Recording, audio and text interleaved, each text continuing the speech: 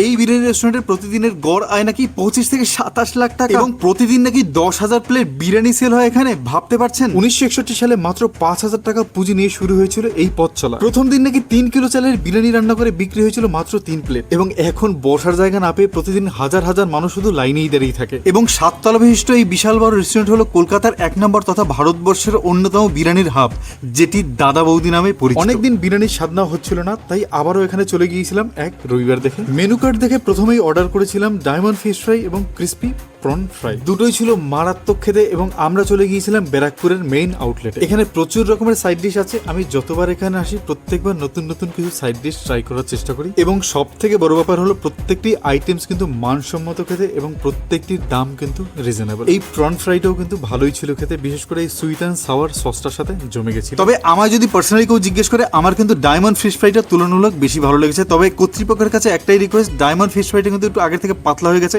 এটি কিন্তু মাথায় রাখবেন। এবং এরপরেই চলে এসেছিল ভারত বিখ্যাত বহু প্রতীক্ষিত এবং তোমার আমার ভালোবাসার একমাত্র ঠিকানা মটন বিরিয়ানির রাইস আলতো করে সরাতেই ভেতর থেকে উকি মারছিল লাল লাল আলু এবং আলু দেখেই বুঝতে পারছো যে কতটা ফ্লেভারফুল ছিল এই আলুটি এবং রাইসও ছিল কিন্তু ঝুরঝুরে এবং যথেষ্ট ফ্লেভারফুল। মটনটাও কিন্তু খুব জুসি ছিল এবং দুর্দান্ত ছিল। সবটা মিলিয়ে কিন্তু আমার ভালো এক্সপিরিয়েন্স। আগে একবার খেয়েছিলাম, সেদিন নুন কম হয়েছিল, তবে এবার কিন্তু প্রপারলি সমস্ত কিছু দুর্দান্ত ছিল। তোমরা কারা কারা খেয়েছো এখানে এবং কেমন এক্সপিরিয়েন্স ছিল অবশ্যই কমেন্টস করে জানাবে এবং যারা এখনো যাওনি তারা একবার হলেও গিয়ে ট্রাই করো এবং সঙ্গে থাকো, সাথে থাকো। দেখা হচ্ছে নেক্সট নতুন কোনো ডেস্টিনেশনে আকর্ষণীয় গল্প নিয়ে। টাটা।